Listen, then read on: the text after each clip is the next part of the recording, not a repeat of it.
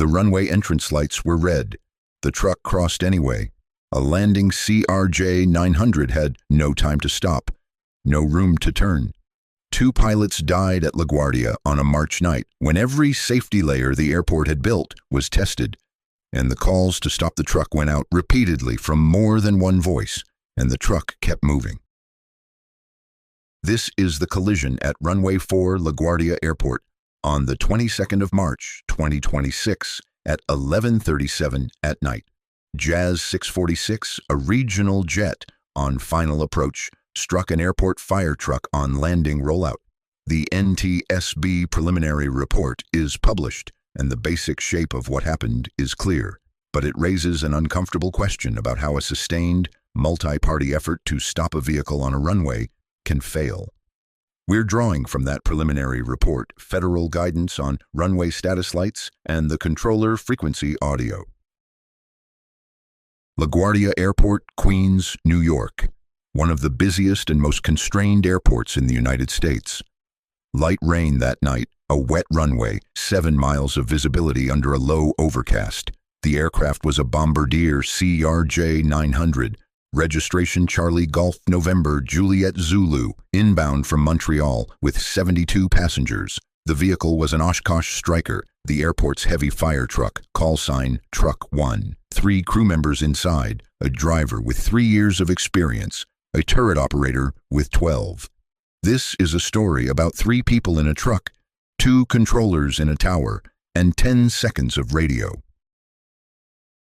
6 minutes before the collision, a separate emergency had been declared at Terminal B. 7 response vehicles were dispatched. None of them carried transponders. In the tower, 2 controllers were on shift. The ground controller was deep in coordinating that emergency, so the local controller, normally handling only landing traffic, took over both frequencies. Arrivals, departures, and now surface movement, all on his radio. The airport's surface surveillance system was watching the response vehicles, but here is what the preliminary report makes painfully clear. Without transponders, the system couldn't tell them apart.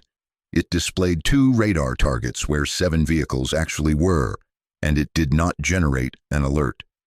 At 11:37 and 4 seconds at night on a quarter-mile final, with the runway entrance lights red for 13 seconds, the local controller transmitted the clearance.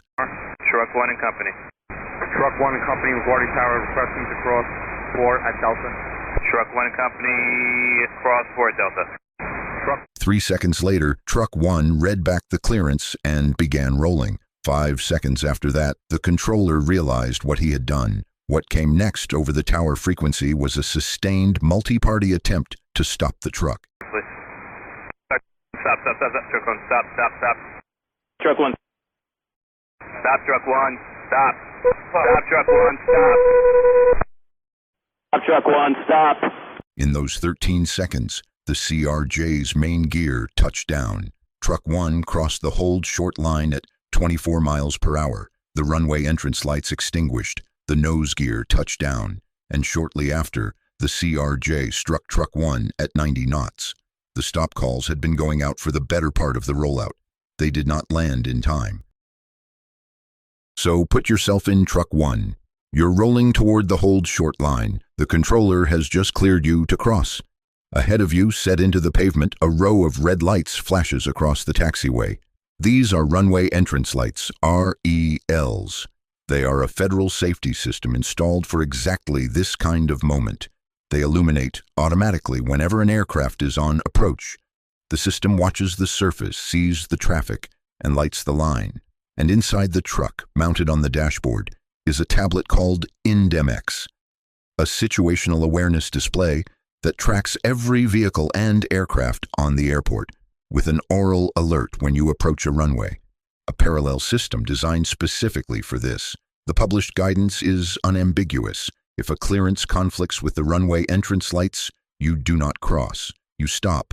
You call the tower and tell them the lights are red. That is the procedure. It exists precisely for the moment Truck 1 was in. A clearance that sounded valid, a row of red lights that said otherwise, and an aircraft somewhere on final. 6 other vehicles in the convoy did exactly that. They saw the lights and they held. Here is what the preliminary report tells us about how Truck 1 heard those stop calls. The turret operator, the most experienced person in the cab, recalled hearing the words, "Stop, stop, stop" on the tower frequency, but he did not know who the transmission was for. Only when he heard Truck 1, "Stop, stop, stop," did he realize it was for them.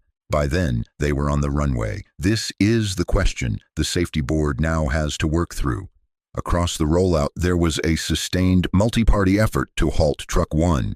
The local controller, the driver of Truck 7, and the truck had its own in-cab alerting system as it approached the runway. The warnings were there, the time was there, but the truck continued. The NTSB investigation will examine all of it: controller workload, the surveillance gap, the in-cab tablet alerts, the inter-vehicle radio environment, and how a sustained stop call across multiple parties failed to reach the crew in time. A row of red lights, a tablet alert, a clear written procedure, a stop call, repeated by more than one voice. Each one of these was, in its own way, a final layer. The safety board has to work through why none of them held. Investigators have the wreckage, the surveillance data, the cockpit voice recorder, and the controller frequency audio. There is no official cause determination yet, and the full factual report will take time. The NTSB's process is deliberate by design. Here is the controller, seconds after the collision. Vehicle is in hold position. I know you can't move. The vehicle's there responding to you now. The lights were red. The truck crossed anyway. Why, in those 8 seconds, is what the safety board now has to answer. Our thoughts are with the families of the 2 Jazz Aviation pilots, with the 39 people transported from the scene, and with everyone at LaGuardia that night who was carrying what they saw.